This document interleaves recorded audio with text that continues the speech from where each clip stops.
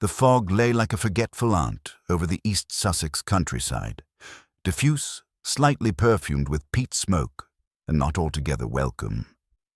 Lord Peter Wimsey, however, appeared to embrace both fog and aunt with equal nonchalance as his Rolls-Royce silver ghost coasted to a purring stop outside the wrought-iron gates of Folly Place. "I say, Bunter," said Wimsey, peering through a monocle polished to within an inch of sanctity. "Is that a gargoyle or a gamekeeper?" "It appears to be a statue, my lord," murmured Bunter, unflappably emerging from the vehicle, gloved hands clasped with the quiet dignity of an Anglican verger. A rather eccentric one. The figure in question leered out of the hedge with what could only be described as ecclesiastical mischief. A weather-stained satyr clutching a scroll. Beneath it, an inscription read, "Per sapientiam ad calamitatem." "Through wisdom to disaster," translated Wimsey, amused. "Well, that's the country house aesthetic sorted. Nothing says gentry like a pessimistic Latin motto and a goat-legged pervert in limestone." He glanced at the sealed gates, then at the narrow path curving toward the great house, half submerged in mist. Ivy clung to the windows like it had secrets to tell, and the tall chimneys gave off no smoke at all. A clock tower struck 11, once, then twice more, as if unsure of itself. A dog barked somewhere beyond the holly. Wimsey adjusted his scarf with the casual elegance of a man who dressed for murder the way others did for lunch. "To business, Bunter. I believe our hostess awaits, albeit in somewhat reduced circumstances." Lady Ermintrude Holloway had been, until 3 days prior, largely unknown to Wimsey except for a footnote in one of his uncle's scandalous memoirs. E.H. V. Pretty smelled of cloves, possibly a forger. Her unexpected note, handwritten on thick, tremulous paper and bordered in black, had reached him at Piccadilly only 2 mornings ago. "Lord Peter, something intolerable has happened at Folly Place. I do not exaggerate. I do not beg. I request, formally and with urgency, your assistance. Do not involve the local constabulary until we speak. Ermintrude Holloway, née Carrington Staves." The wording alone had piqued his curiosity. The "do not beg" struck a particular note. Less desperation, more pride turned sour. The man who answered the gate was not a butler, although he had the expression of one who'd once aspired to be. He was grey in moustache and jacket both, and blinked at Wimsey as though suspects occasionally turned up dressed in spats. "You're the detective gentleman?" he asked. Wimsey inclined his head. "Lord Peter Wimsey. I detect things from time to time when there's nothing on at the opera. You are?" "Griffin. Estate steward. Don't see many visitors to Folly Place these days unless it's the doctor or the coroner." "Ah," said Wimsey lightly. "Well, one doesn't like to be left out of a trend." They were led through a side entrance where the corridor was dark and the grandfather clock stood 15 minutes behind reality. A single wall sconce flickered above a framed hunting print in which no one seemed to be enjoying themselves, least of all the fox. "Lady Ermintrude is in the morning room," said Griffin.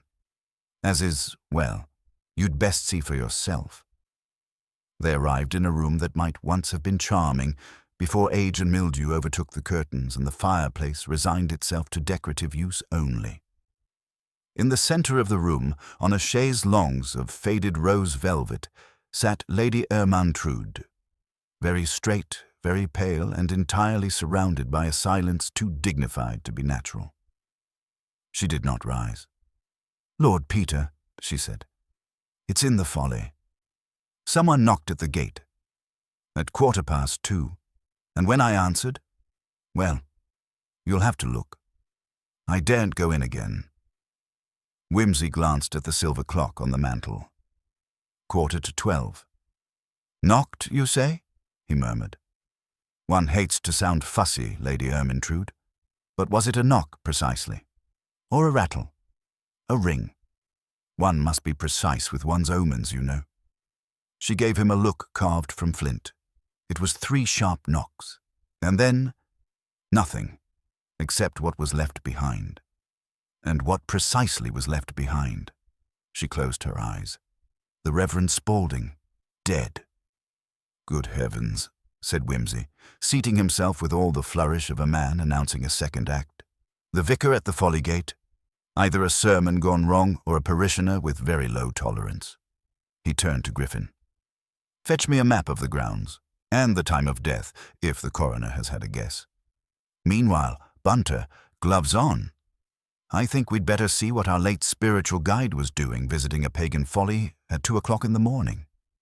And if he wasn't visiting? Asked Griffin. Wimsey smiled. Then someone else was, and had an awfully persuasive knock. The path to the folly was overgrown, though not neglected. Rather, it had the self-satisfied air of a garden allowed to become picturesque. Bunter, with his usual competence, had produced a torch from his coat like a magician producing a dove. Wimsey, hat tilted against the persistent mist, trailed his fingers along the twisted iron of a once decorative gate as they passed beneath an arch bearing the engraved date, 1749, and a trailing curtain of ivy. They descended a slight slope through damp laurel, and the silhouette of the folly resolved itself with slow reluctance. It was one of those mock classical affairs the 18th century had so enjoyed, columned, circular, and faintly ridiculous in daylight. At night, and with a corpse involved, it took on a more solemn, if not entirely dignified, presence. The stone glistened in the fog. There were scratches on the surface of the old bronze knocker. 3 knocks, murmured Wimsey. One must respect the formalities. Bunter unlatched the door and pushed it open with an efficient economy of movement. It creaked naturally. Folly doors always creak, as if auditioning for melodrama. Inside, the air was cold, dry, and smelled faintly of old incense and mouse droppings. The Reverend Spaulding had been a tall man, now made abruptly shorter by being crumpled against the base of a stone plinth. He was dressed in his clerical coat, overcoat, and gloves, as if out for a midnight stroll, though no hat was in evidence. His body lay half-curled, one hand stretched toward the interior wall as though reaching for something or recoiling from it. A battered walking stick leaned neatly beside him as if he had placed it there before collapsing. His eyes were closed. Wimsey crouched, fingers lightly brushing the edge of the Reverend's collar without contact. Bunter. Dead, my lord, came the low response. Not more than 10 hours, I'd say. No obvious trauma. Rigor has set in. Likely heart failure, but the expression's wrong. Ah, the Spaulding scowl? No, my lord. It's too composed. There's no struggle in the hands. No bruising, no dirt under the nails, almost as though he lay down quite willingly. Most obliging of him. Wimsey rose and turned his attention to the folly itself. It was a single chamber, domed with high, narrow windows, now filmed over by grime. The stone plinth bore no statue but retained marks in the dust where one had recently stood. He examined the area behind it and gave a small grunt of approval. See here, Bunter. The base. Look at the scuff marks. Something heavy moved recently. And there's a patch of less dusty stone. Suggests a square base. Perhaps a bust. Hermes or Pan if they were staying on theme. Bunter, shining his torch more closely, nodded. And the trail leads back. Drag marks toward the side wall. Might have been removed last night. Yes, or hidden. Though why one would hide a statue from a vicar, I can't begin to guess, unless it was particularly offensive or revealing. Or recently added, Bunter ventured. Excellent point. Nothing like a new god to unsettle the cloth. Wimsey moved to the door and examined the hinges, running a finger along the interior panel. And no sign of forced entry. It's an interior key lock, I believe. The lady has one? So she said, my lord. She keeps the only key in the writing desk, which presumably she hasn't opened in weeks, until now. The path back to the house seemed colder. The fog no longer felt benign. Lady Ermyntrude was waiting in the morning room, her posture unchanged, though her expression had grown harder with the return of company. "Well, he is quite certainly dead," said Wimsey, "and quite certainly unbothered by it. He appears to have settled himself rather comfortably into the afterlife. You've lost nothing, I hope, besides the vicar?" She gave him a slow, appraising glance. "He was not my favorite person, but no, I've lost nothing. Not even a statue." She blinked. "A statue. The plinth in the Folly is conspicuously unadorned. There are marks in the dust suggesting something was removed, quite recently." Lady Ermyntrude stiffened. "That's not possible. I haven't set foot in that place in years." "Yet someone did. Last night, by your account." She looked away. "I heard the knocking. I wasn't dreaming. I lit the lamp, looked at the clock. It was 2:15. I thought perhaps Griffin had forgotten to latch the orchard gate again in the wind. Well, Folly Place has always had odd noises." "But you dressed and went out." "I thought it might be a traveller or someone from the village. There was a figure in the fog, standing by the gate. I couldn't see their face, just the shape. I asked who was there. They didn't speak. And then they turned and walked toward the Folly." "And you followed?" Her hand trembled slightly. "Only to the arch. The gate to the Folly was ajar. I didn't open it. I called again. Nothing. And then I went back to the house and sent Griffin after dawn. He found him." Wimsey glanced over at Griffin, who had entered quietly behind them. "You found the body?" "I did, just after 7. I thought perhaps vandals again. We've had some trouble with the Holloway Stone Circle, kids playing games. I went to check, found the vicar instead." "And didn't touch anything?" Griffin hesitated. "I checked for breath. He was cold already. I locked the Folly door and fetched Lady Ermyntrude." Wimsey nodded, almost to himself. "Very proper. And this Reverend Spaulding, what sort of fellow was he?" Griffin's lips tightened. "Stiff, judgmental, always poking about in things. Didn't like the history of the place. Claimed the Folly had been built on a druidic site. Nonsense, of course, but he had it in for Lady Ermyntrude's library. Called it dangerous literature." Wimsey turned sharply. "Indeed. What sort of literature?" Ermyntrude answered, her voice cool. "Books on architectural paganism. Folly Place has a long tradition of scholarly oddity. My husband collected obscure works. I've preserved the library." "He sounds positively medieval," murmured Wimsey. "Was he in the habit of midnight inspections?" "Number he was in the habit of leaving rude notes about what I should burn." "I take it," Wimsey said dryly, "you did not follow his recommendations." "I haven't burned a book in my life, Lord Peter." "Good. Burning books," he said, rising, "leads to all manner of dreadful habits. Dancing barefoot under moons, publishing theology. One must tread carefully." He turned to Bunter.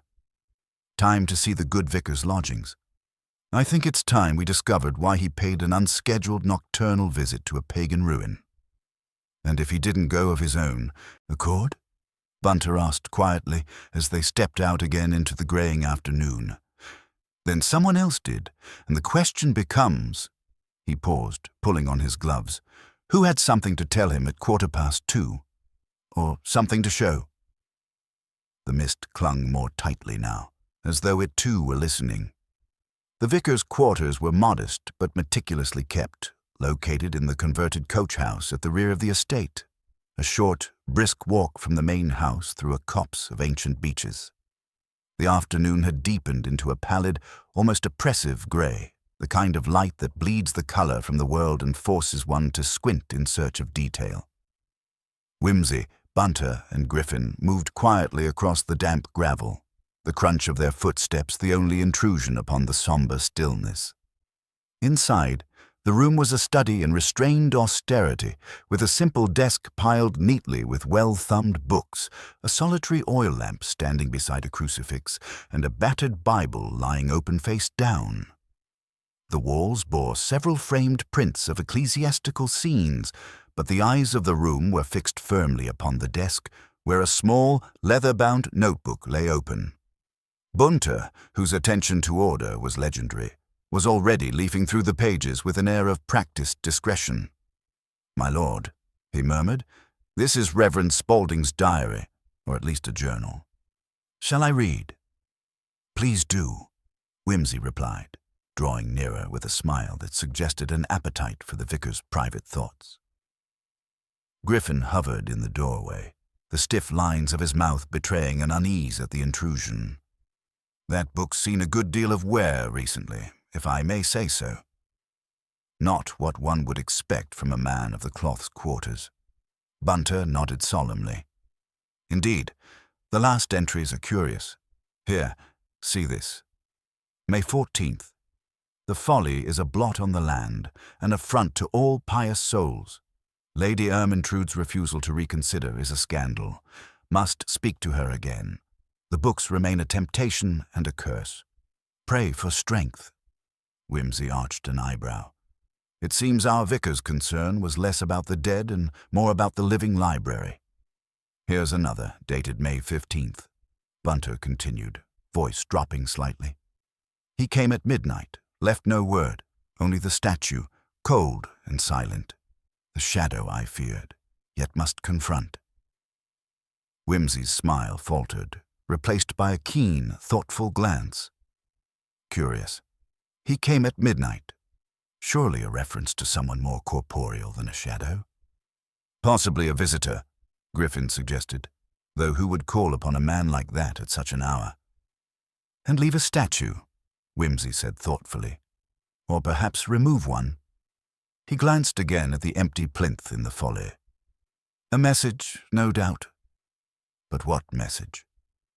Ermintrude's voice cut through the silence. "The statue was never here when the Reverend was alive. It was placed only recently. A gesture or a warning. The irony is delicious, considering his disdain." Whimsy nodded, folding his hands behind his back. The statue might be a symbol of the conflict between faith and folly, quite literally in this case. But symbols can be slippery things. He moved toward the window, the fog pressing against the glass like a living thing. "Tell me, Griffin, do the villagers share the vicar's views on Folly Place?" "Opinions are divided," the steward admitted. "Some regard the folly as a relic of vanity, others a curiosity. A few speak in whispers about old customs and curses, but that's mostly village gossip. Reverend Spaulding, however, took it upon himself to condemn the whole place and those who loved it." Whimsy's eyes twinkled. "Ah, the good Reverend Spaulding, crusader, censor, and midnight visitor. He may well have picked a quarrel with more than statues and books." He turned to Lady Ermintrude, who had been silent during this exchange, her expression unreadable. "Lady Ermintrude, might I inquire how long the Reverend has been in your employ, and if there have been any recent difficulties?" She inhaled sharply. "He arrived 3 years ago, after the previous vicar's untimely death. At first he was charming enough. Pious, devout, insistent on moral order. But the more he preached, the more he seemed to distrust me in the house. The library, the folly, even the village traditions, all were battlegrounds for his ire." "And you tolerated this?" Whimsy asked archly. "I bore it," she said quietly. "One must bear many things when one is a widow with few friends and fewer allies." Griffin cleared his throat. There was talk of the vicar's health declining recently. Heart problems, doctor's orders to rest. "Yet he made his nocturnal visits," Bunter observed. "And possibly more," Whimsy said, pacing slowly. "Which brings us to the question, who summoned him to the folly? And why did he go?" There was a pause. Then Griffin said, "There's the matter of the village constable's report. The one who came to Folly Place last night before the body was found." Whimsy frowned. "A constable, you say? Who?" "Constable Hargreaves," Griffin replied. "He was patrolling near the estate. reported hearing strange noises, voices arguing, some shuffling, and then silence. He knocked on the gate but received no answer. He said the fog was thick and he couldn't see much, so he moved on. Ah, the fog again, Wimsey mused. Very convenient for skulking. Bunter interrupted, but why no report made sooner? Why only after the body was discovered? Griffin shrugged. Hargreaves is a cautious man. He didn't want to alarm Lady Ermyntrude unnecessarily. Thought it best to keep quiet until more was known. Wimsey clasped his hands behind his back. So we have a vicar who visits a pagan folly at an unearthly hour, a missing statue, mysterious noises, and a reticent constable, all wrapped in a fog as thick as an insurance policy. He stopped abruptly, eyes narrowing. Tell me, Griffin, were there any other visitors to Folly Place recently? Anyone who might wish to confront Reverend Spaulding, or Lady Ermyntrude for that matter? Griffin hesitated, then said, There was a man, a solicitor, from London. Mr. Charles Fairbrother.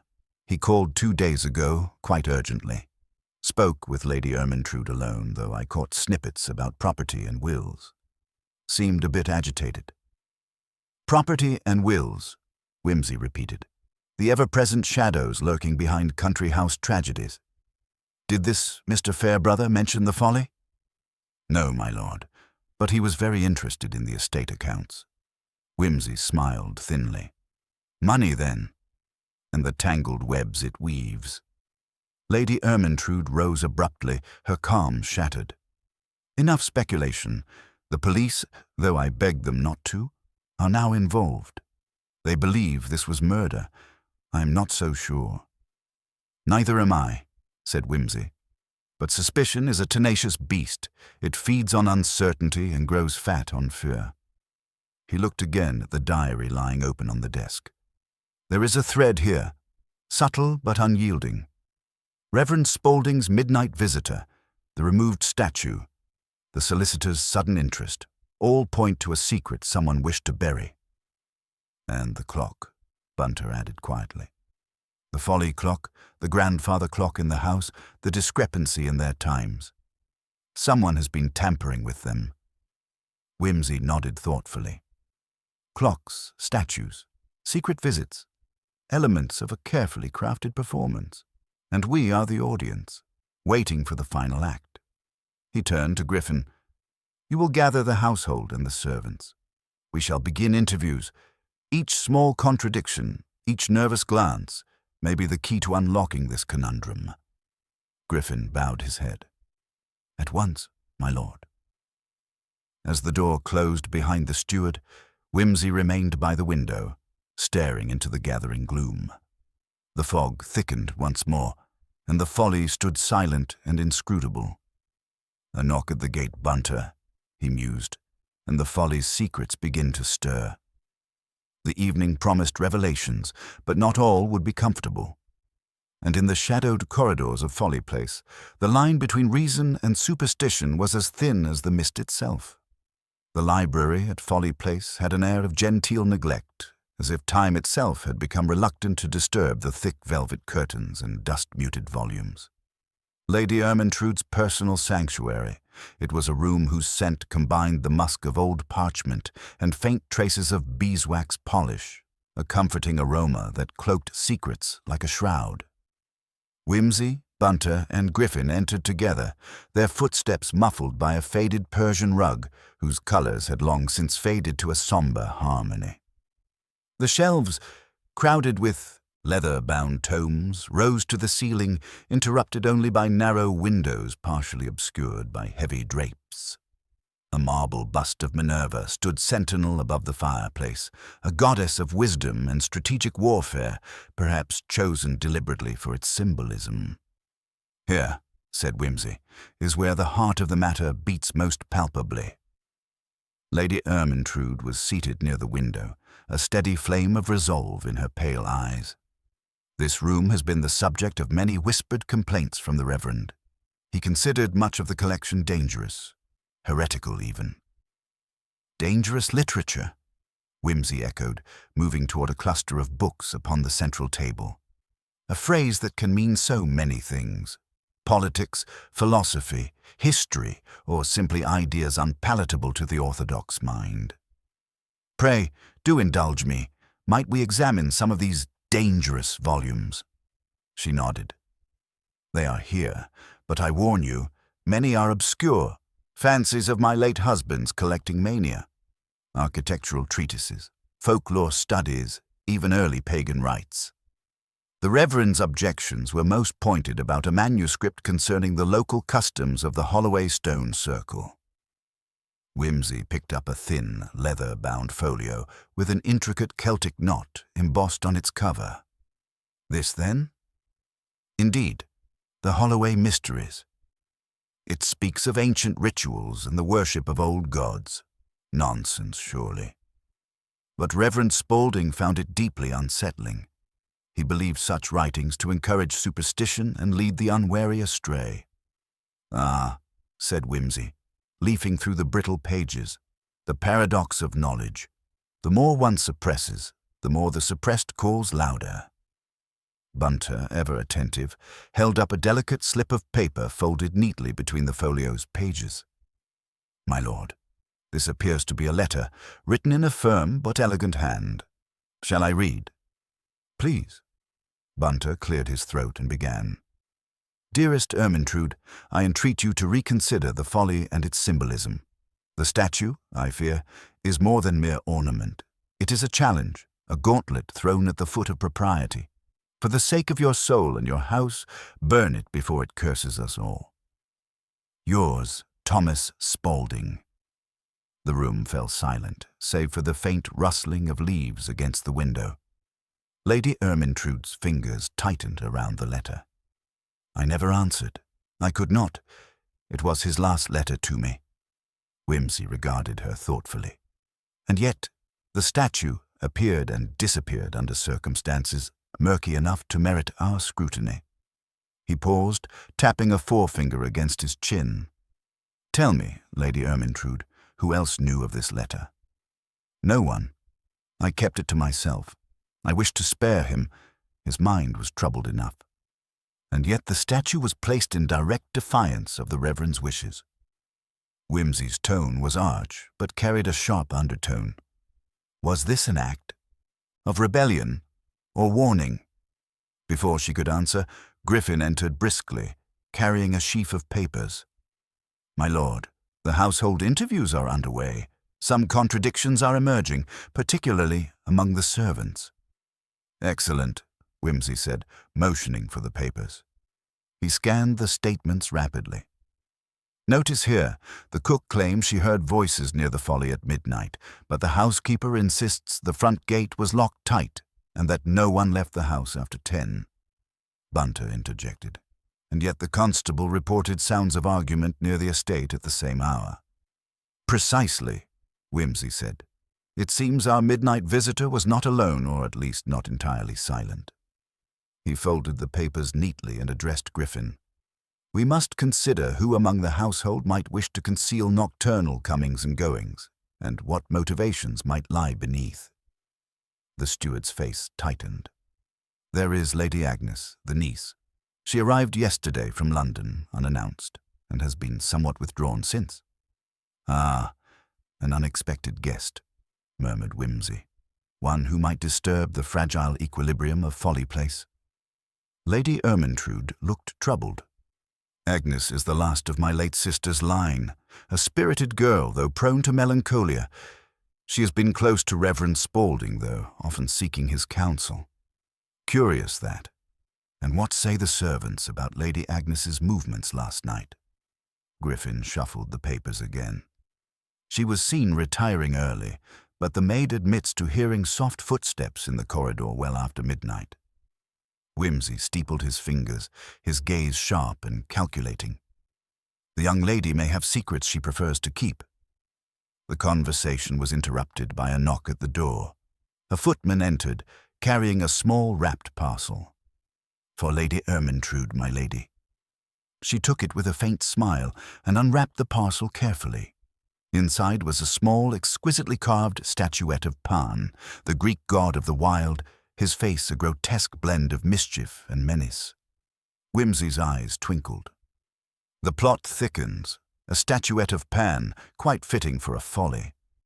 Lady Ermyntrude held it up, studying the figure with a mixture of amusement and apprehension. I do not know who sent this. It was left anonymously on the doorstep this morning. Clearly a message, Whimsy observed. But from whom? And with what intent? He turned to Bunter. Fetch me the inventory of the estate's recent deliveries. Letters, parcels, any curiosities. As Bunter departed, Whimsy addressed the company. We are dealing with a drama of subtle menace, a dance of shadows in the fog, the Reverend's death, the missing statue, the mysterious statuette, and the veiled movements of the household. He glanced at Lady Ermyntrude. Tell me, have there been any disputes over inheritance or property? Financial pressures can motivate unexpected behavior. She sighed. There is a codicil to my late husband's will, contingent on certain conditions regarding Folly Place. It is a tangled matter, but any disruption to the estate could unsettle the delicate balance of claims. Whimsy nodded thoughtfully. A tangled matter indeed, where law and sentiment collide. And amidst such entanglements, even the smallest detail, a misplaced clock, a missed footstep, may unravel the carefully woven fabric. Bunter returned with a dossier, handing it to Whimsy. My lord, there are several recent deliveries and letters of note, none signed, but all addressed to Lady Ermyntrude or Reverend Spaulding. Whimsy leafed through the papers, eyes narrowing at a particularly cryptic note. Beware the hour when folly reigns.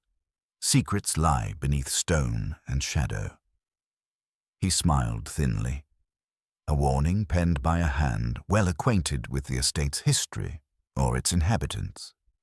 The afternoon waned, the light dimming further as the mist thickened once more. Outside, the folly loomed, a silent sentinel awaiting revelation. Whimsy turned to Lady Ermyntrude. The game is afoot, madam, but we must tread carefully. The answers lie not only in the tangible, but in the invisible currents of fear, jealousy, and hope that ripple beneath the polite veneer. She nodded, her composure returning. Then let us uncover these currents before they claim another victim. The household was gathering now, the walls of Folly Place poised to echo with truths long concealed. And as the fog deepened, so too did the mystery, thickening, twisting and whispering secrets that only a mind as sharp as Lord Peter Wimsey's could hope to unravel. The candlelight flickered unevenly in the dim corridor as Wimsey made his way to the west wing of Folly Place, where the servants' quarters were arranged in a neat, somber row. The house, in its stately grief, felt less like a home and more like a theatre set awaiting its final act. Yet, beneath the polished surface of duty and decorum, subtle tensions played out with the precision of a well-rehearsed drama. Bunter was close behind, carrying a small notebook, ever the attentive chronicler. "Shall we begin with the staff, my lord? It appears several statements bear contradictions worthy of examination." Wimsey nodded. "Indeed. Often it is the lower echelons who betray the fragile architecture of alibis, unwittingly or otherwise. We must listen to the tone beneath their words, the hesitations, the lapses." The first interview was with Martha Crane, the cook whose broad hands bore the marks of long years tending the estate's hearth and larder. Her face was round and ruddy, a visage of earthy practicality, yet beneath her pragmatic manner, a flicker of unease shone through. "My lady had asked me to prepare the evening meal earlier than usual," Martha explained, "since there was to be a small gathering. I was in the kitchen until near 9, and then I retired to my quarters. I heard no strange noises save the usual clatter and footsteps." Wimsey raised an eyebrow. "And the voices your maid claims to have heard near the Folly at midnight?" Martha's expression tightened. "That's beyond me, my lord. I was asleep long before then, and the gates were locked, as always." "Locked, you say?" Wimsey repeated. "Can you describe the locks themselves?" They're old, but sturdy. I helped the footman oil them last month. No one but the household has keys, as far as I know." "And yet," Whimsy murmured, "someone was at the Folly well after hours. Interesting." Next was Anna, the maid, a slight young woman with a nervous glance and hands that twitched as if expecting rebuke. She admitted to hearing footsteps around midnight, but claimed to have seen no one. "The corridors are long and echo," she said hurriedly. "It's easy to mistake sounds here." Whimsy allowed a small smile. "Echoes are excellent deceivers, Miss Anna, and yet they cannot lie." Bunter, quietly observant, made a note. "She mentioned a missing silver salver, my lord, taken from the dining room after the gathering." "Another detail," Whimsy mused. "A missing salver might seem trivial, but in a household such as this, every item has its place and its story." Their final servant was the butler, Mr. Hawkins, a man whose bearing was as rigid as the polished brass of the household fixtures he maintained. He spoke with precise enunciation and an air of quiet superiority, as if the very notion of disorder offended his sensibilities. "I can confirm the gate was secured at 10 o'clock, as per usual. Lady Agnes was seen retiring to her room shortly thereafter. No one was permitted to wander the grounds past that hour." "And yet," Whimsy said softly, "the sounds of a dispute reached the constable's ears near the estate at midnight. Might I ask your opinion on this apparent contradiction?" Hawkins's eyes flickered, a rare crack in his stoic mask. I have no explanation, my lord. Perhaps the constable was mistaken." "Or perhaps someone in this house is mistaken," Whimsy suggested, a faint edge in his voice. "A slip of the tongue, a misremembered hour. These are the cracks where truth seeps through." From the servants, Whimsy turned his attention to Lady Agnes. He found her seated by the drawing-room window, the mist pressing softly against the glass, as if nature itself conspired in the mystery. Her expression was one of quiet pensiveness, a fragile bloom in the gathering gloom. "You arrived unexpectedly," Whimsy began, his tone courteous but probing. "Might I ask your reason?" She hesitated. "I came to see my aunt, yes, but also to find answers. Reverend Spaulding was more than a clergyman to me. He was a guide, a confidant." Whimsy noted the careful choice of words, the unspoken weight behind them. "And did you find the answers you sought?" "Number only, more questions." Her voice faltered slightly. "There were tensions here I did not understand, old grievances, whispered threats. I feared for him. Did you confront anyone about these fears?" "I spoke with my aunt and with Mr. Hawkins, but no one would admit to anything untoward." The young woman's composure cracked momentarily as she looked out at the grey sky. "I believe someone wanted Thomas gone, but who and why I do not know."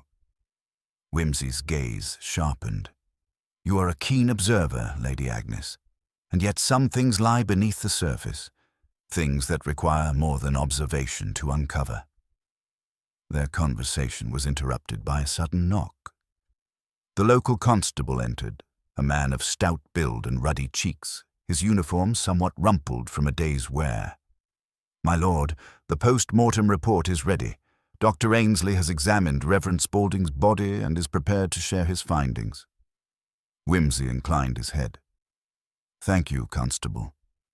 Please summon the household. It is time to shed light upon the darkness."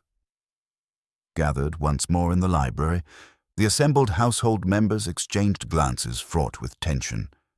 Lady Ermyntrude sat with the composure of one accustomed to command, though her hands trembled slightly. Dr. Ainsley, a sober man with wire-rimmed spectacles, began. "Reverend Spaulding's death was caused by a single, precise blow to the back of the head. The weapon was a heavy, blunt instrument, likely a candlestick or similar object. There was no sign of struggle, suggesting the victim was taken by surprise." Whimsy nodded slowly. "And the time of death?" "Between 11:45 and midnight, roughly. Precisely the time our witnesses placed the nocturnal disturbance." Griffin, ever the pragmatist, interjected, "What of the missing statuette, Doctor?" "Any trace of it?" "None," replied Ainsley. "No fragments, no bloodstains suggesting a struggle near the Folly." "Curious," Whimsy murmured. "The killer chose the moment when the house was most silent, the moon obscured by mist, and the household distracted by evening activities." He turned to the assembled group.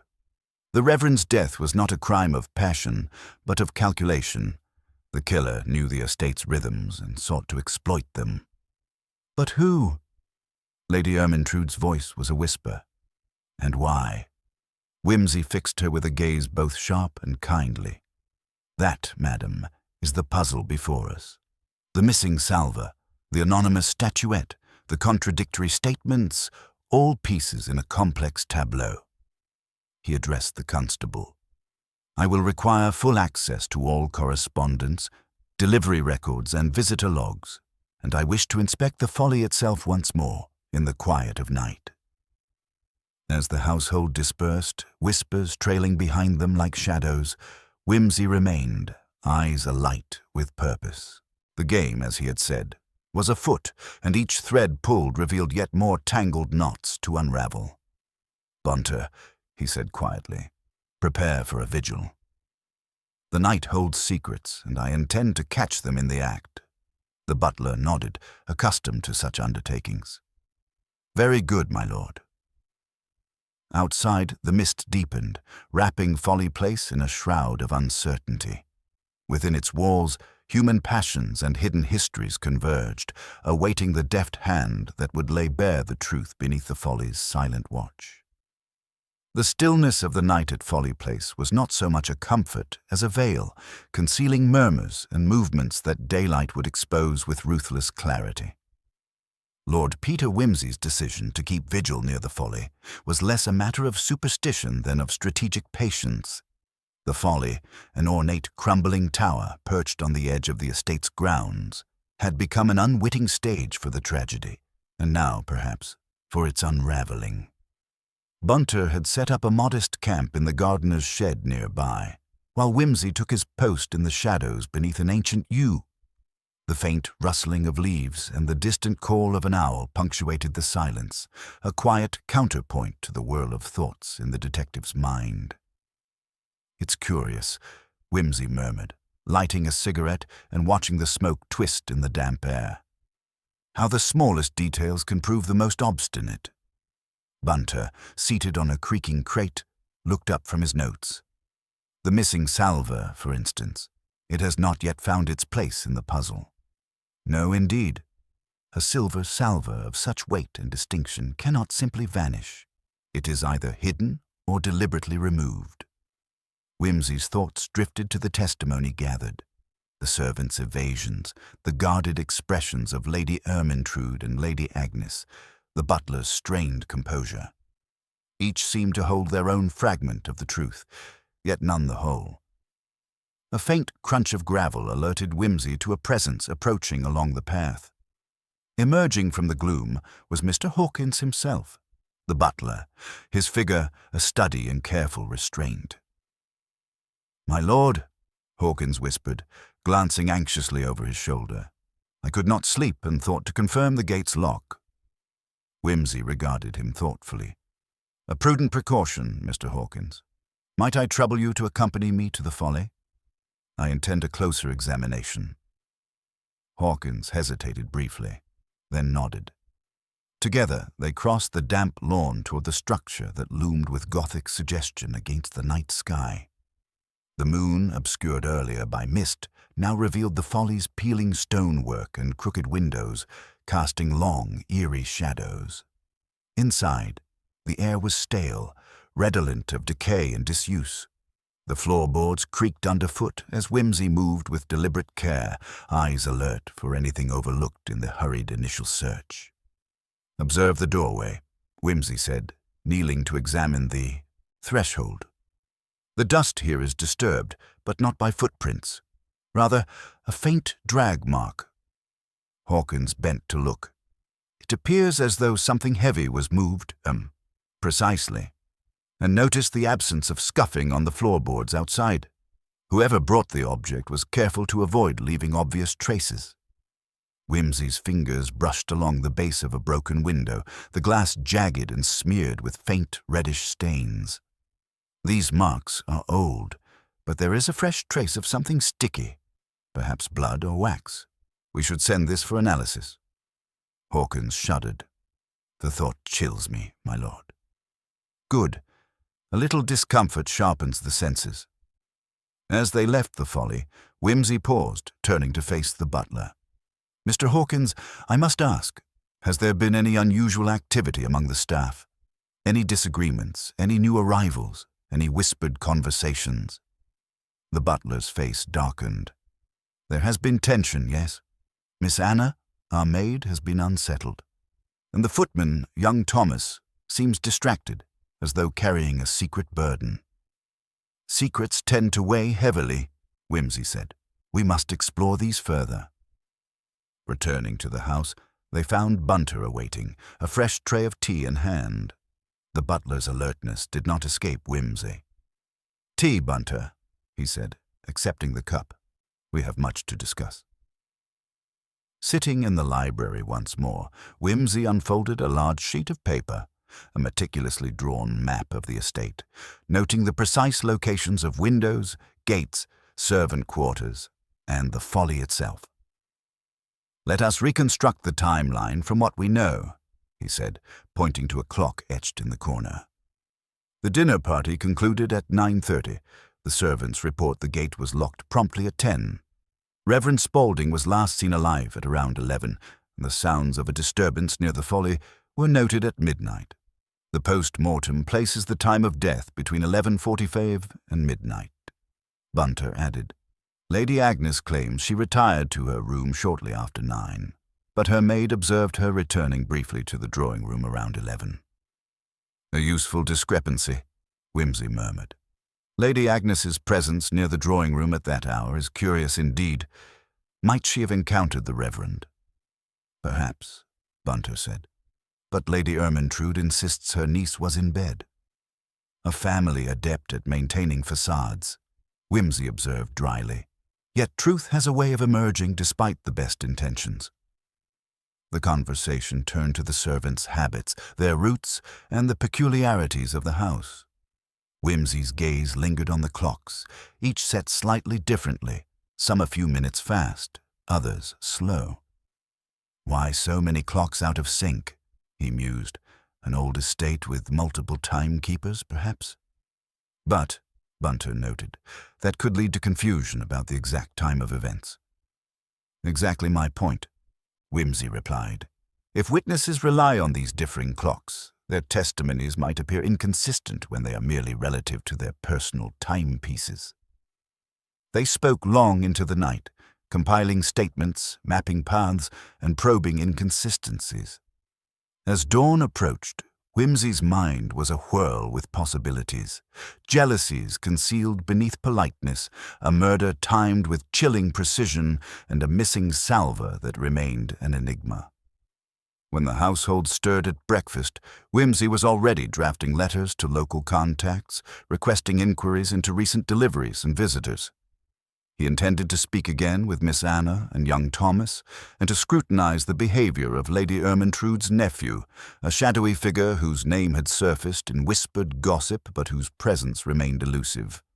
The game was far from over. Each piece, no matter how small, contributed to a greater design. And Whimsy, ever the patient strategist, would watch and wait until the pattern revealed itself. In the quiet hours before noon, a knock came at the door. A young constable entered, his face flushed with the energy of fresh information.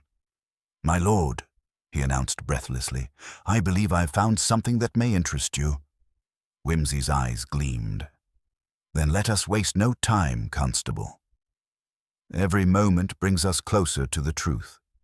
Thus, with the first hints of daylight filtering through the tall windows, the investigation pressed forward, weaving logic and observation into the intricate tapestry that was the mystery of Folly Place.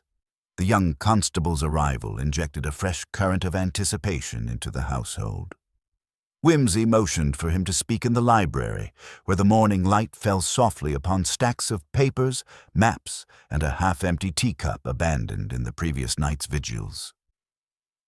The constable cleared his throat, his breath still quick with excitement or perhaps apprehension.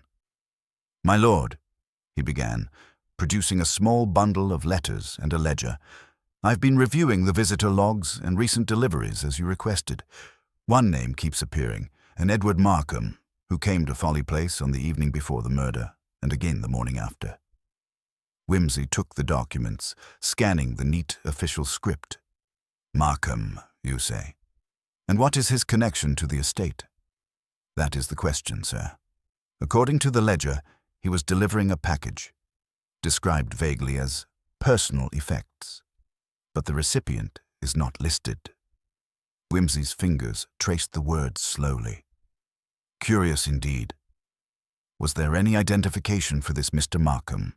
A card? A reference? The constable shook his head. "Only a note signed E.M., and the delivery was handled by one of the footmen, who says he did not see the package's contents." Whimsy's lips curled in an ironic smile. A delivery of personal effects without a known recipient in a household, simmering with secrets. How delightfully cryptic. "We must locate this Mr. Markham." He stood abruptly, energy renewed. "Bunter, summon the footman, young Thomas. I want to speak with him immediately." Moments later, Thomas appeared, nervous, pale and fidgeting with the buttons of his coat. His eyes darted about the room as if the shadows themselves held threats. "Thomas," Whimsy began gently but firmly, "I understand you handled the delivery from this Edward Markham." "Yes, my lord," the youth stammered. "I did not see what was inside the package. I was told to bring it to the Folly after dark." Whimsy exchanged a glance with Bunter. To the Folly after dark. That was precisely the locus of the crime.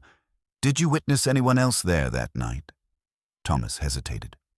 I thought I saw a figure, but the fog was thick. I couldn't be certain." "Did you recognize the figure?" "No, my lord. It was too shadowy. But I heard voices. Angry voices. One was the Reverend's. And the other—" The boy swallowed hard. "I didn't hear clearly, but it sounded like a woman's." Whimsy's mind turned over this revelation. A late-night delivery, a shadowy figure, and a whispered confrontation between the Reverend and a woman. The pieces now seemed to shift shape before his eyes.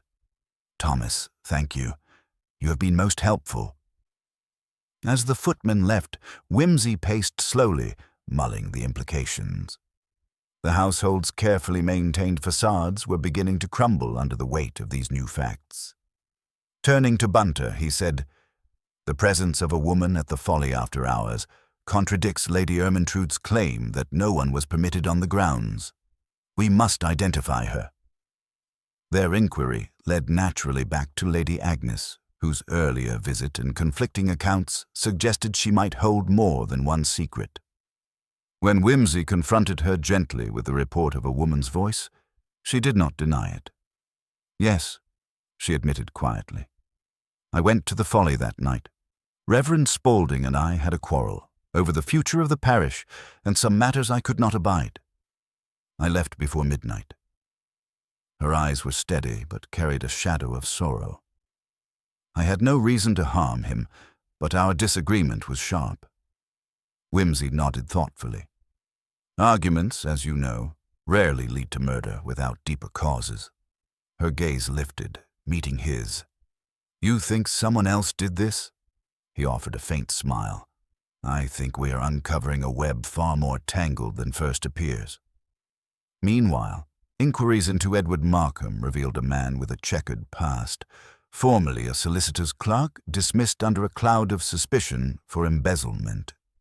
His reappearance near Folly Place was enigmatic, but his connection to a missing inheritance claim provided a motive layered beneath the surface civility.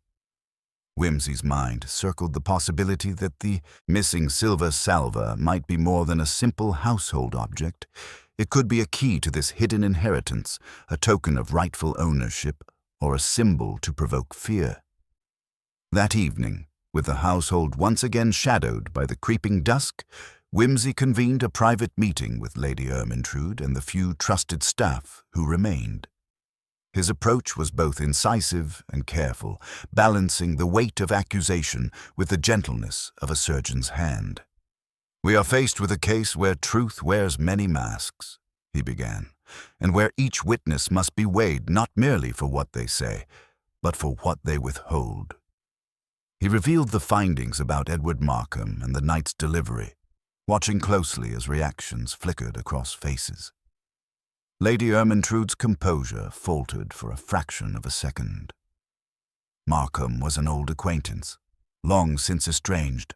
I feared his return might disturb matters best left settled. Wimsey's eyes were sharp. "Matters concerning the Reverend, I presume?" She nodded. "Yes. Thomas Spaulding was aware of a claim on family property, a claim that, if proved, would unsettle the entire balance." A cold silence fell. The undercurrents of inheritance and betrayal had at last surfaced from the depths. Wimsey's tone grew lighter, but no less firm. "Murder, as I often remind my companions, is the outcome of the human condition in extremis. Jealousy, desperation, the thirst for control. But," he added, "such acts demand planning, opportunity, and execution. The timeline we reconstruct must account for all." He laid out a chart of the evening's events, pinpointing movements, alibis, and contradictions. The late-night quarrel, the mysterious delivery, the missing salver, all intersect here in this narrow window. As the household digested this, a sudden knock interrupted them. The constable entered with a small package wrapped in brown paper. "This was found near the Folly, my lord," he said, placing it on the table. Wimsey carefully unwrapped it, revealing the missing silver salver, its surface tarnished but unmistakable. Alongside it lay a folded letter, written in a delicate hand. Wimsey unfolded the letter, reading aloud. "To those who would seek to bury the past, know that truth cannot be silenced forever. The Folly holds more than memories. Justice will be served." A murmur rippled through the group. The message was as chilling as it was cryptic. Wimsey's eyes gleamed with renewed purpose. "It seems our murderer wishes us to know this was no mere accident or crime of passion. This is a message, intended to unsettle and provoke." He turned to Lady Ermyntrude. "Madame, would you recognize this handwriting?" She leaned forward, eyes narrowing. "It is. Yes, it resembles my late sister's." The weight of revelation pressed down. The inheritance dispute was not simply a matter of law, but of family, vendettas, old wounds reopened by fresh bloodshed. Wimsey rose, his voice calm but resolute. "We must delve deeper into the past to understand the present. Only by untangling these family threads can we hope to catch the one who would kill to protect them."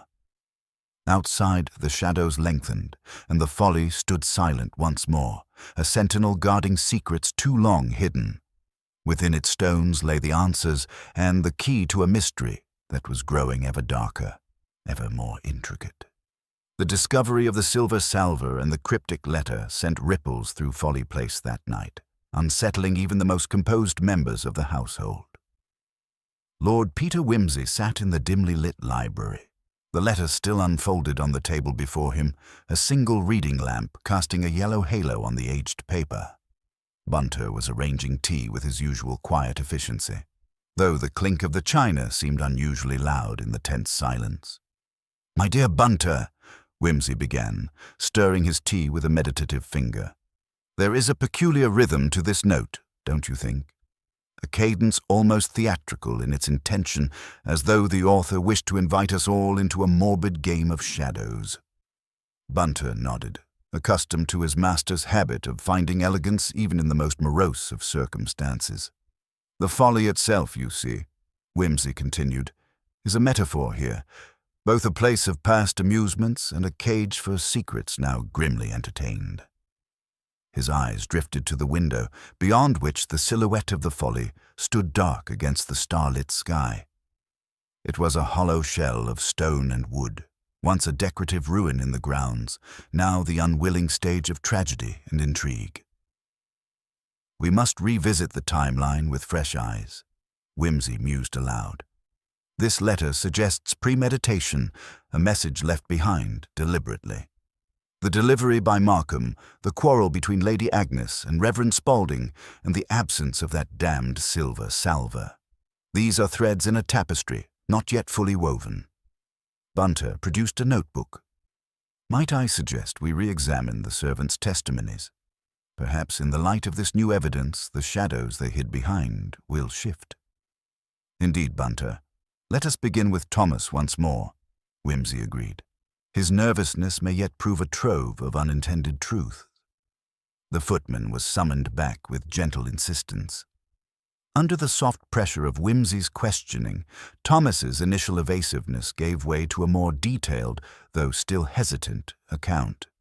"I did see the package Markham brought," Thomas admitted, "but it was wrapped tight and heavy.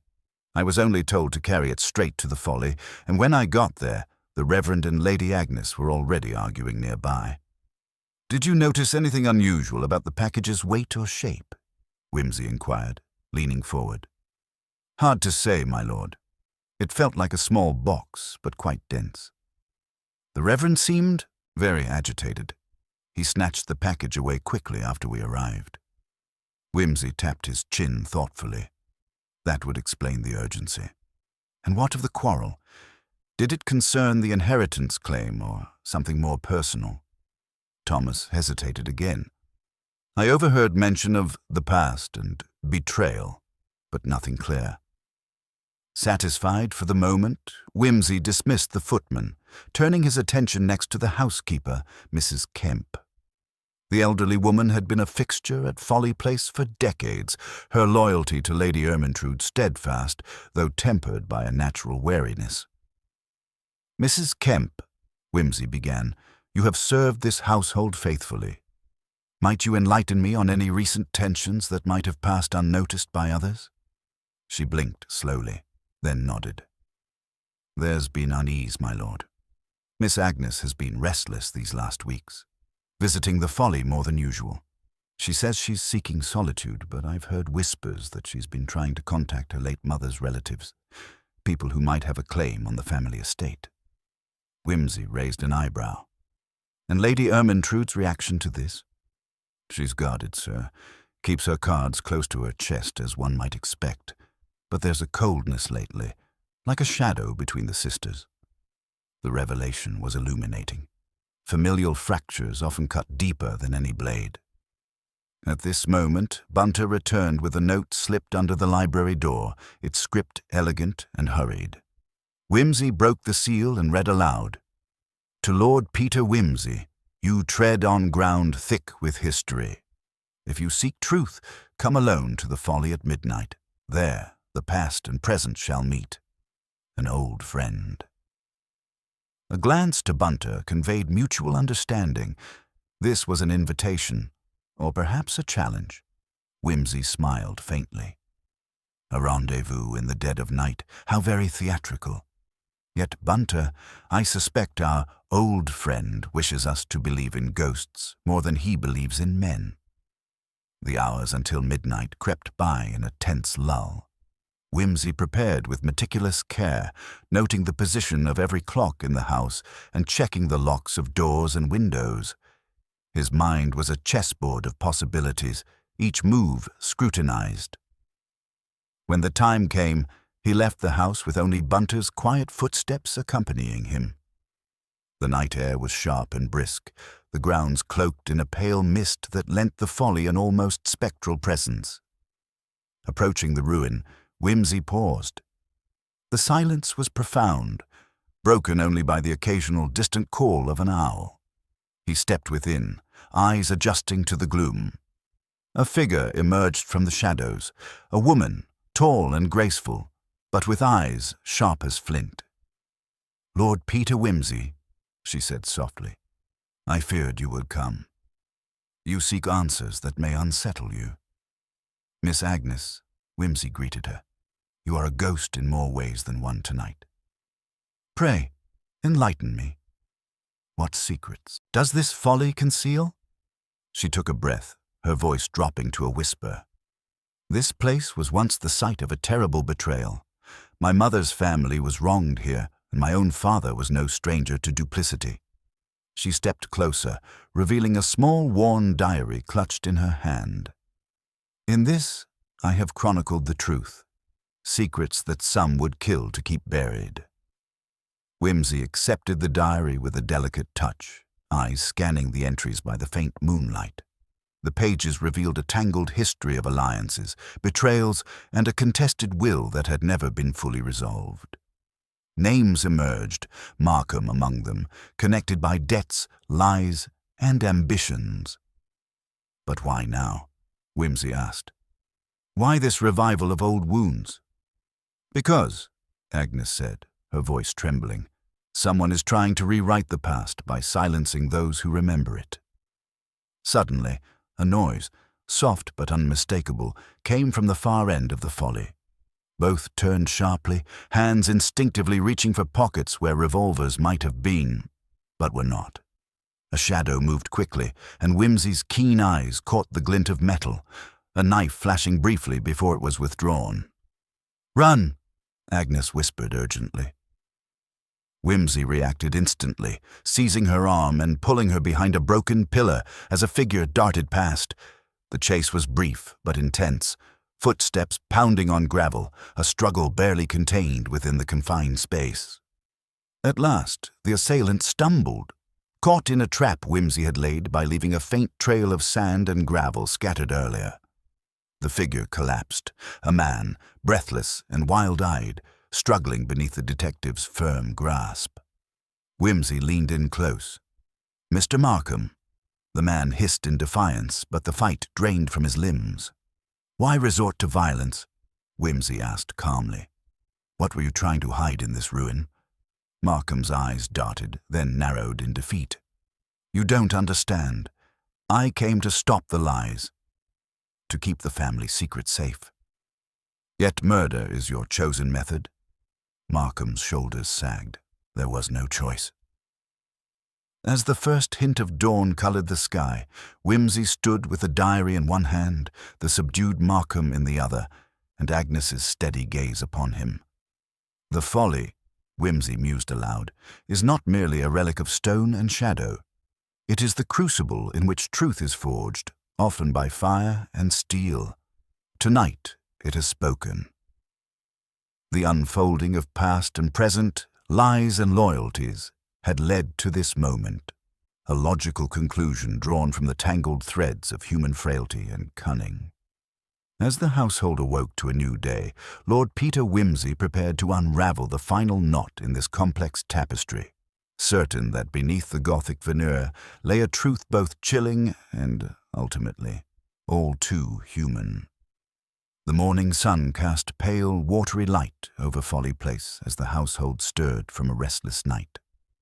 Lord Peter Whimsy sat once more in the library, the worn, leather-bound diary spread before him on the table.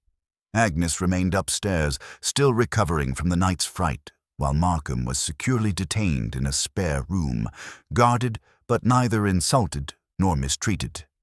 Bunter moved quietly about, ensuring tea was served promptly, his face a mask of professional detachment.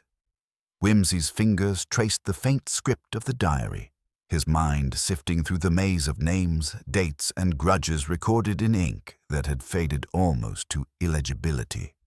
This was no mere family chronicle. It was a ledger of enmities, debts both financial and emotional, and hints of betrayal that reached back decades, threatening to rewrite the accepted history of Folly Place. "There is a peculiar symmetry here, Bunter," Whimsy remarked, his tone languid but sharp. "The sins of the father, if we are to believe the text, have echoed through generations, culminating in last night's ghastly affair." "Indeed, my lord," Bunter replied, "and it seems the unfortunate Reverend Spaulding was caught, as it were, in the middle of a very old quarrel." Whimsy nodded thoughtfully. A man with more than a passing interest in theology, but also in the redemption of past misdeeds. Yet it seems he was not quite so saintly as his calling might suggest. The diary mentioned Spaulding repeatedly, hinting at secret meetings and heated disputes, particularly concerning an unresolved inheritance and the control of certain family properties. Lady Agnes's suspicions now seemed well-founded. Beneath the veneer of religious propriety, Spaulding harbored ambitions that would have suited a less scrupulous man. But why murder, and why in such a grotesquely theatrical manner, involving the folly and its eerie ambience? Whimsy's thoughts returned to the silver salver, the missing link that had haunted the case. Had it been a symbol of authority, a family heirloom whose possession signified control, or merely a convenient red herring? He reached out and lifted a folded sheet tucked inside the diary, a will, unsigned and thus legally void, but suggestive enough to inflame passions. This, Whimsy observed, is the kernel around which all else revolves. A promise made but never fulfilled, a document that might have altered the course of fortunes. Bunter poured another cup of tea.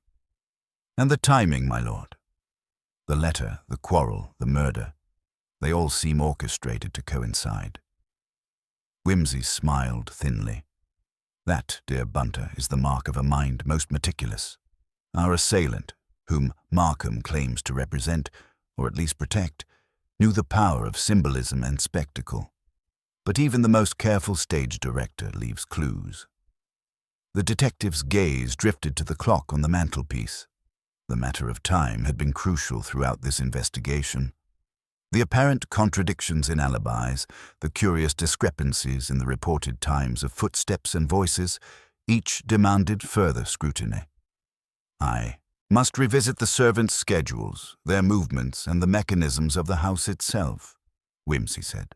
There is something amiss in the chronology, an inconsistency in the sounds heard during the critical hours. As if summoned by this thought, Bunter produced a carefully folded map of the estate's grounds and a detailed layout of the folly itself. The geometry, my lord, he suggested. Shall we consider how sound might travel differently through these ruins? The hollow walls, the broken stonework, an echo chamber for secrets. Whimsy leaned over the map, marking the positions of doors, windows, and broken sections of the folly's walls. He gestured towards a narrow passage running behind the main chamber, partially obscured by overgrowth and rubble. An ideal place for a concealed observer, or for someone to slip in and out unnoticed, he mused. This passage may explain the reported noises. Footsteps muffled, voices distorted, a struggle hidden from immediate view. Which would also fit with Thomas's testimony about the package and the sudden agitation of the Reverend, Bunter added. If Markham had accomplices, or at least helpers, these hidden routes might have been their means of ingress and egress. Whimsy rose, eyes bright with purpose. We must inspect these passages directly. If the theater of last night's crime was to deceive, it would rely on the audience's ignorance of the stage's true design. The inspection of the folly revealed a labyrinthine complexity that contradicted its outward appearance of simple ruin. The narrow passage, indeed, led to a small alcove hidden from view of the main chamber, with faint footprints in the dust suggesting recent use. "What do you make of this, Bunter?" Whimsy asked, crouching to examine the prints. "A gentleman's shoes, by the look of the heel," Bunter replied. "Polished, but not new. Likely the assailant's." Whimsy smiled wryly. "A man who cares for his appearances, then. No rough hand, no crass haste. The killer was neither brute nor common thief, but one who cultivated a facade." The logical implications multiplied. If Markham's claim of protecting family secrets was true, who else had motive and opportunity? And what of Lady Ermyntrude? Her cool reserve now seemed more like a studied mask than genuine grief. Returning indoors, Whimsy summoned her to the library. She arrived with the measured grace of a woman accustomed to control, but there was a flicker of unease beneath her composed exterior. "Lady Ermyntrude," Whimsy began with gentle formality, "the shadows cast by this tragedy extend far beyond a single act of violence. The family history you guard is tangled indeed." She gave a small nod. "My lord, I have lived long with secrets best left undisturbed, but the past has a way of demanding reckoning." "Precisely so," Whimsy agreed. "The diary reveals a history of contested claims and resentments, yet I wonder, did you truly know of your sister's dealings with the Reverend and this Markham fellow?" Her eyes darkened. "Only enough to fear the consequences. Agnes was impetuous, seeking to unearth truths that some prefer remain buried." "And the silver salver?" Whimsy pressed. "A symbol, surely, of some family authority?" "An heirloom, yes," Lady Ermyntrude confirmed. "But its absence troubles me more for what it represents than its intrinsic value. To lose such a thing is to lose a piece of our legacy." Whimsy allowed a moment's pause.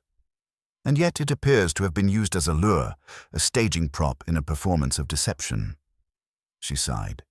If only the stage could be dismantled and the players sent home without harm. "Alas," Whimsy said softly, "in the theater of human passions, the final act rarely concludes without tragedy." As the afternoon waned, a summons arrived from the village constable.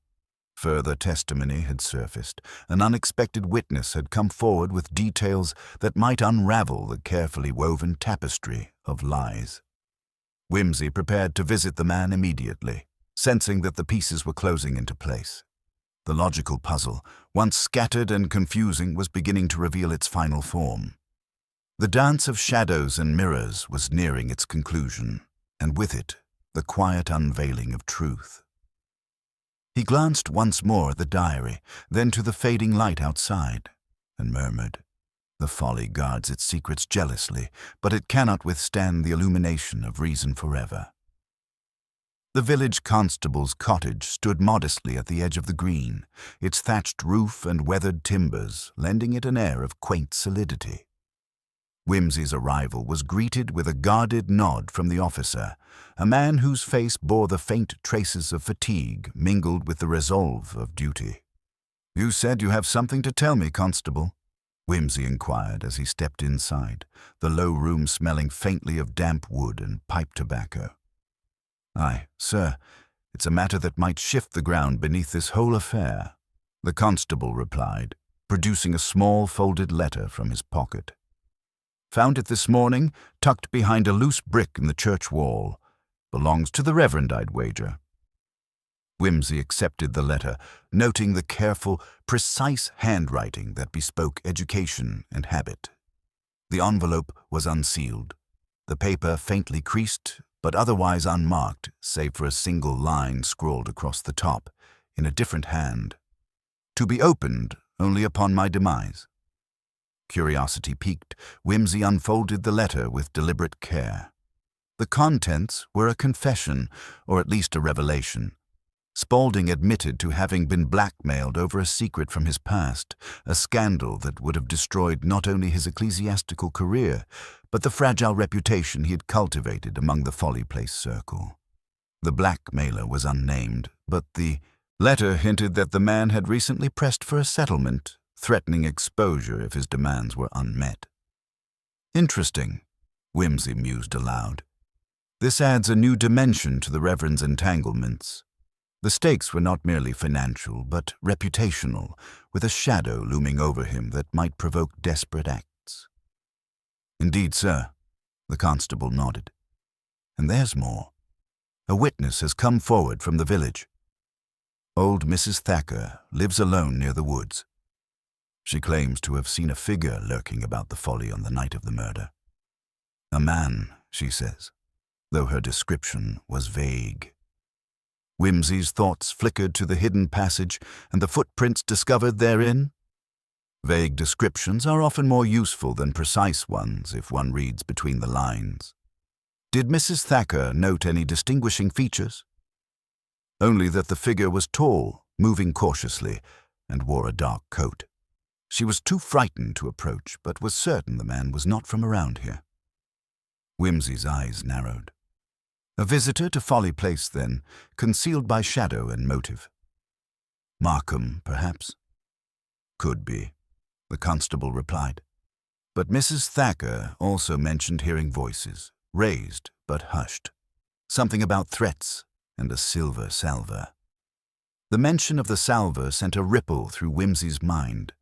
It was not merely a symbol, but a bargaining chip, a token in this deadly game.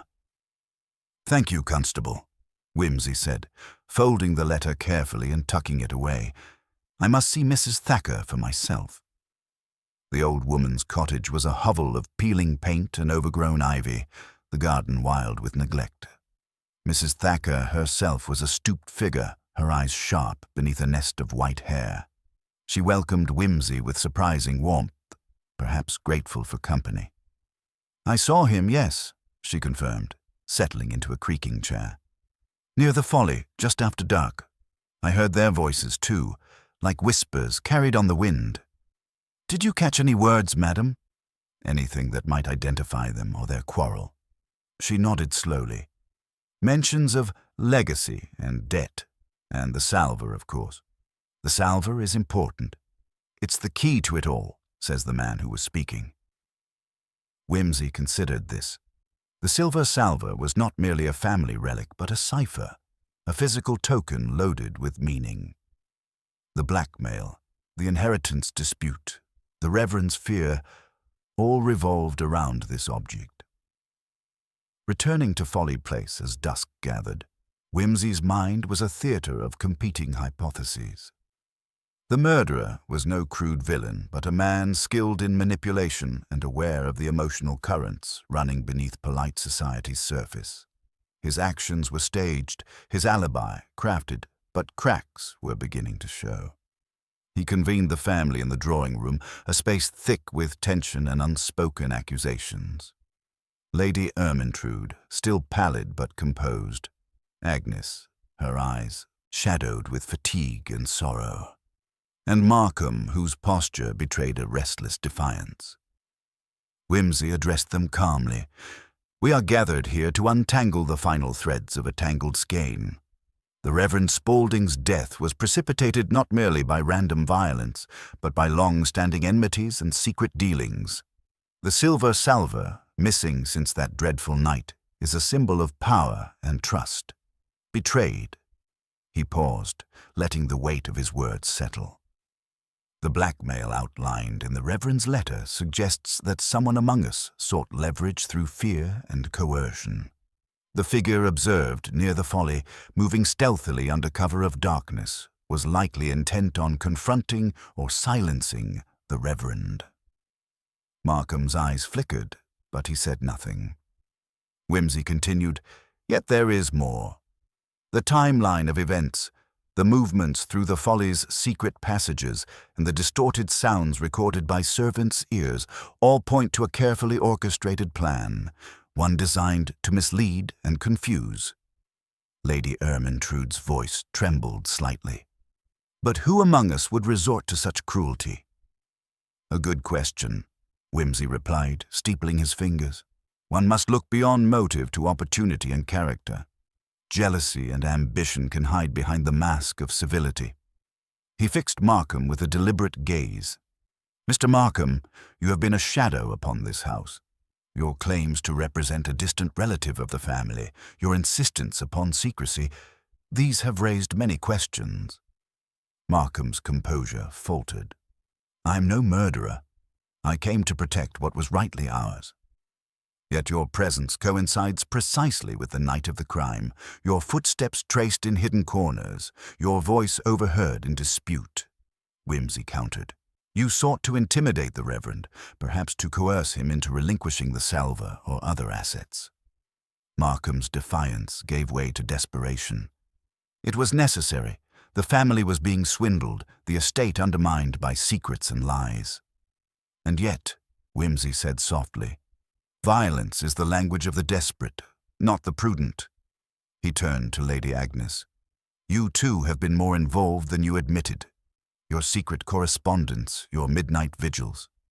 What truths have you kept hidden?" Agnes met his gaze, weary but resolute. "I sought only to uncover the truth, to protect my family from ruin." "Truth is a rare commodity in Folly Place," Whimsy observed wryly, "and protection often demands sacrifice." The room grew heavy with unspoken accusations and fragile hopes. Whimsy stepped forward, drawing from his coat a folded cloth, the missing lining of the salver's case found in the hidden passage. This fragment, along with the witness testimony and the diary's revelations, exposes the ruse. The murderer hoped to blame Markham, to mask their own guilt beneath layers of deceit. His voice lowered, the final stroke in the silent play. It was Lady Ermyntrude who wielded the fatal blow, her desperation to preserve the family name, to silence the blackmail that threatened to destroy her carefully constructed world. A gasp escaped the assembled group. Lady Ermyntrude's composure cracked, her pale face flushing. "I did what I must," she whispered, "to save Folly Place from ruin." Whimsy inclined his head. In a tragedy penned by pride and fear, the theatre has come to its final curtain. As the constable moved to place Lady Ermyntrude under arrest, Whimsy cast one last glance around the room, the shadows lengthening as evening closed in. He mused aloud, "The folly stands still, its stones silent witnesses to human folly and wisdom. But reason, like dawn, dispels even the darkest night." With a faint smile and a last puff of his cigar, Lord Peter Whimsy took his leave, the echo of footsteps fading beneath the quiet sky. The drawing-room was dimly lit by a single flickering candle when Lady Ermyntrude, seated heavily in the high-backed armchair, finally conceded to the weight of truth. Her hands, once so steady in their command, now trembled faintly as she folded them in her lap. Lord Peter Whimsy, standing with his customary ease, allowed a moment's pause before addressing the assembled company. Markham, Agnes, the constable, and the few remaining household staff who had been summoned. His tone was measured, his voice that of a scholar delivering a long-awaited lecture rather than an accuser passing judgment. "Madame," he began with his habitual archness, "your actions, though tragic, are comprehensible when viewed through the prism of human frailty. The desire to protect one's legacy, to shield one's family from shame, often warps the most noble intentions. In this instance, your carefully maintained facade was shattered by fear. Fear of exposure, of loss, of the unknown forces that wield the threat of blackmail." He gestured gently toward the silver salver, now recovered and gleaming faintly in the candlelight. This salver, far more than a mere heirloom, was the fulcrum upon which the entire drama balanced. Its disappearance was the crucial deception designed to mislead suspicion and obscure motive. Whimsy turned to the constable. The discovery of the Reverend's letter was the linchpin, confirming the presence of a blackmailer and the pressure exerted upon him. Yet, as we have discerned, it was not the blackmailer who struck, but the victim's closest kin, driven to despair and rash action. Lady Ermyntrude lifted her eyes, meeting Whimsy's gaze with a fragile resolve. "I acted in desperation, when the shadows closed in and reason fled. If my silence can preserve the family's dignity, so be it." Whimsy's lips curved in a wry, compassionate smile. "Dignity is a delicate thing, Lady Ermyntrude, far too often preserved at the cost of truth. But rest assured, justice in this house will be tempered with understanding." He shifted slightly, addressing Markham and Agnes with equal calm. "As for the other players in this tragedy, your roles, however entwined, shall not be forgotten. Mr. Markham, your presence sowed discord, but it is clear your intent was not malevolent. Miss Agnes, your courage in seeking the truth amidst shadows has been commendable." The room was quiet, the tension easing as the storm of suspicion and fear subsided. Whimsy took a final draw on his cigar, the smoke curling lazily upward. And so, with the unveiling of this human drama, its passions, errors, and regrets, the Folly at the Gate may finally stand silent once more, though it is, as ever, a monument not merely of stone and mortar, but of the timeless folly of mankind. With that, he inclined his head in farewell, the glint of amusement in his eyes belying the gravity of the moment. One must confess, there is a certain charm to a murder that requires no supernatural legerdemain, only the cold and curious workings of the human mind. The constable stepped forward, gently guiding Lady Ermyntrude from the room, while Agnes and Markham exchanged glances, each weighed by the consequences, yet buoyed by the clearing of suspicion. Whimsy, cigar stub now extinguished, cast one last glance around the fading room, a chamber still steeped in history, and whispered secrets, and murmured softly, "The game is afoot, but sometimes the greatest mystery lies in ourselves." With a nod to the assembled, he turned and strode toward the door, his silhouette framed by the dim glow of the hall. Outside, the evening air was crisp, the stars beginning to punctuate the velvet sky. As he vanished into the night, his parting words lingered like a ghostly echo. In the end, justice is less about the harshness of punishment than the clarity of understanding. And on that note, I shall take my leave, preferably to the comfort of a good cigar and a less labyrinthine puzzle.